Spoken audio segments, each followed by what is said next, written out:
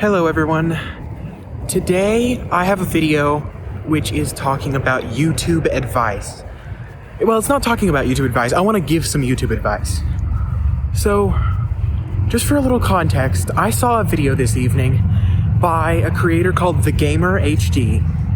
They have been making videos for the last 10 years and have failed to catch on. And I'm very sorry to hear it. I checked out their channel. They have over 800 videos.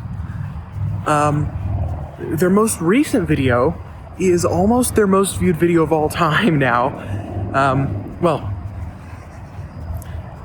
This video is talking about his experience on YouTube. How discouraging it's been, how he's just failed to catch on, and I just wanted to give some YouTube advice.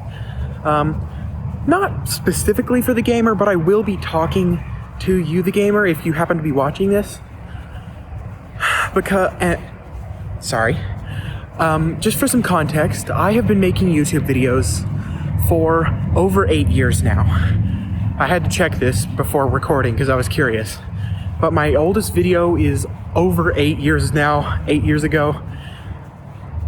I was literally 9 years old when I posted my first video. And over this span of 8 years, I have posted around 250 videos. It's just something I love doing.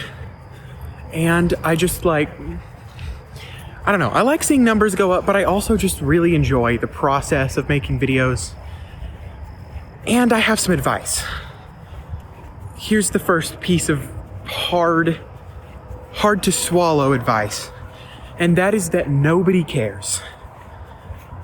This is gonna sound really rude. I don't mean it that way. It just is what it is. Whenever you start out, whenever you have a small viewer base, they don't care about your videos yet. I mean, in your shoes, when you're scrolling through YouTube and you just see a random video, why should you care? And usually that's where the advertising will grab you. So maybe the thumbnail will be attention grabbing. Maybe the title is it gets your brain going like, wait, what? What do you mean? I wish I had good examples. This channel is specifically for unscripted videos, so that's why I haven't done any cuts yet. But you know what I mean. Just really eye-catching stuff tends to work well, especially when you're smaller, because there's nothing else to hook the why on. And that's a big thing too. Why does your video exist? For me, it's really helped to have a clear statement. Why am I making this video? And if my why is something like, this is a video that I like the concept of, then I don't know. Like that feels a bit shallower than, for example, maybe it's a guide. Like, my most successful channel is centered around a video game, and I will talk a bit more about that in a minute, but it's really a nice place to start because you can make guides about certain things. My most successful ones are about currencies in the mobile game that I talk about. And in that case, the statement of the video, the mission statement per se, would be, I want to help newer players to better understand this concept of the game. I want them to learn about things they didn't know about, maybe mechanics that would help them progress faster. The mission statement for this video is specifically, I want to help this YouTuber. Forgive me, I've forgotten your name. But I want to help you to be able to create videos that people will watch. That is the mission statement of this video. And having a strong mission statement, something where you can pin down exactly who your audience is. This channel was never meant to have large amounts of views. As long as it gets your view, that is the goal that it served.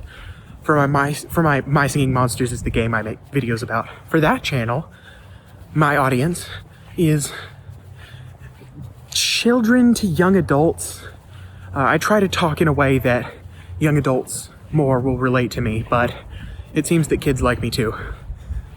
But my audience there is younger people who play My Singing Monsters. So getting your why down and getting your audience down will help you brand your videos in a way that the people who you are targeting your videos towards are more likely to click. For my Singing Monsters channel, that means making videos, like making thumbnails and titles that are more attention grabbing to younger people. I find that some of my most successful thumbnails are just really simple ones, not even text usually, which really does show who's watching my videos on that channel. But usually something big and eye-catching. And then a good title is important too, I've found. Which then makes me think, so is it kids watching or not?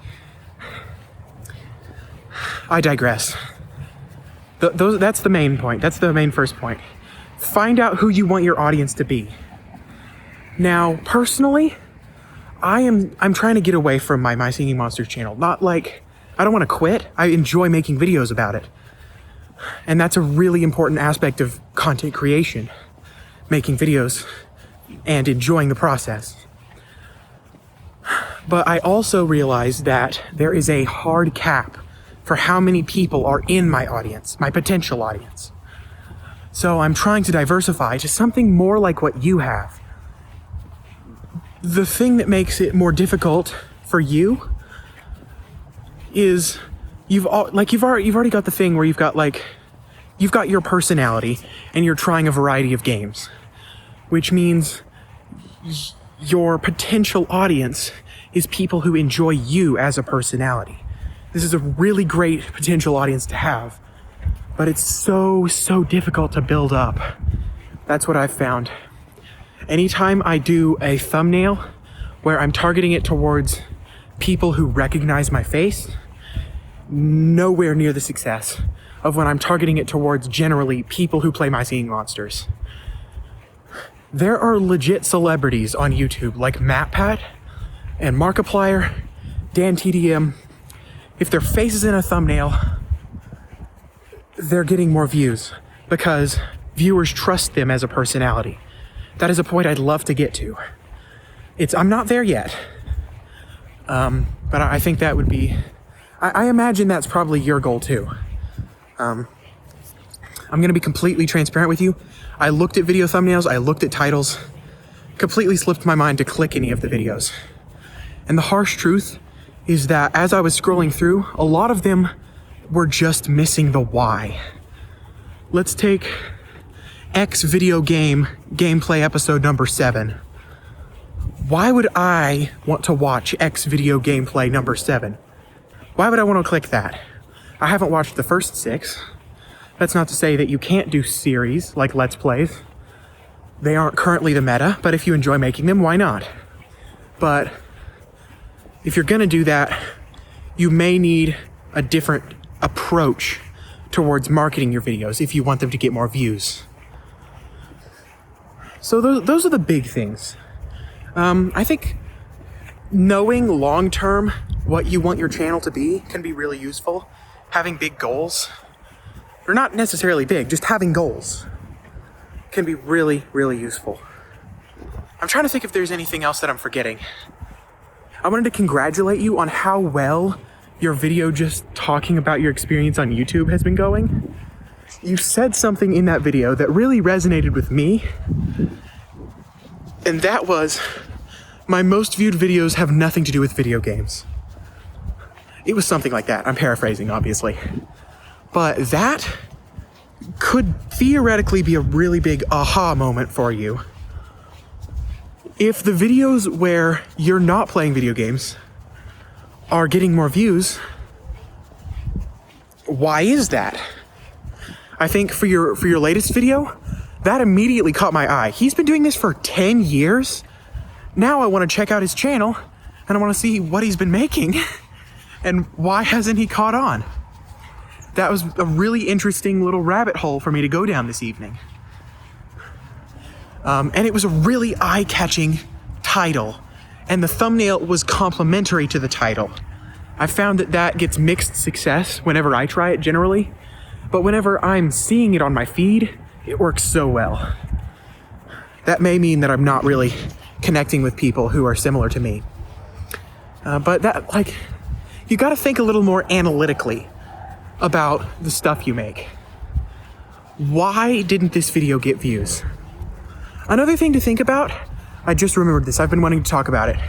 I don't think a lot of people think about the fact that YouTube, whenever you start, it doesn't know who to serve your videos to.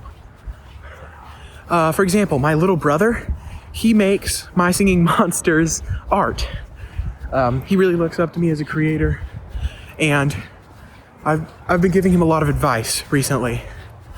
But something that I had to keep reminding him, especially when he was getting started, was that YouTube didn't know who to show his videos to yet. Whenever I first started making My Singing Monsters stuff, I posted a few shorts, and that's the thing that got more views than usual. I was making a variety of content before. When I started making more shorts like that, I could tell YouTube saw that people who enjoyed My Singing Monsters were clicking on my videos, and it would serve it to more people who watched that. This is probably a concept that you know about to some extent, but I find that a lot of creators really underestimate it. They underestimate the importance of YouTube's algorithm knowing who to serve your channel's videos to. And that's why I think it can be so hard to break through whenever you're posting such a variety of gameplay content. I have noticed, it seems like you do have a couple hundred people per video maybe who are sticking around, and I'm optimistic that there are multiple people out there, maybe even 100, 300, who knows? There's a number of people out there who are clicking on those videos because it's your face and they want to see what you have to say.